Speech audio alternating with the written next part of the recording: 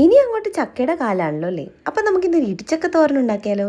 ഒരു കുഞ്ഞി ചക്ക പറിച്ച് അതിൻ്റെ പുറത്തെ മുള്ളൊക്കെ കളഞ്ഞ് അരിഞ്ഞ് പീസാക്കിയിട്ട് നമുക്കതിനെ ഒന്ന് മഞ്ഞൾപ്പൊടി ഉപ്പിട്ട് വേവിച്ചെടുക്കാം. നല്ലപോലെ വെന്ത് കഴിയുമ്പം കോരിയൊന്ന് പ്ലേറ്റിലേക്ക് മാറ്റി ആറാൻ വേണ്ടിയിട്ട് വെക്കാം. നല്ലതുപോലെ തണുത്ത് കഴിയുമ്പം ഇടികല്ലിട്ട് ഇതുപോലെ അങ്ങ് ഇടിച്ചെടുക്കണം.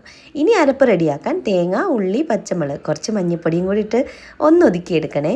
പിന്നെ ഒരു ചീനച്ചട്ടി വെക്കുക. അതിലേക്ക് വെളിച്ചെണ്ണ ഒഴിച്ച് കടുകും ഉഴുന്നും ഇട്ട് നല്ലപോലെ പൊട്ടിക്കഴിയുമ്പോൾ കുറച്ച് വറ്റൽമുളകും കറിവേപ്പിലയും കൂടി ഇട്ട് കൊടുക്കുക.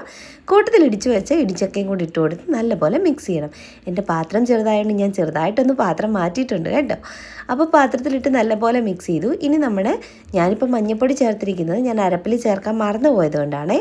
പിന്നെ ഇനി നമുക്ക് ചതച്ച് വെച്ച തേങ്ങയും കൂടെ ചേർത്ത് കൊടുക്കാം. എന്നിട്ട് നല്ലപോലെ അങ്ങ് മിക്സ് ചെയ്യാം. എന്നിട്ട് അടച്ച് വെച്ചൊരു 5 മിനിറ്റ് കുക്ക് ചെയ്യണം.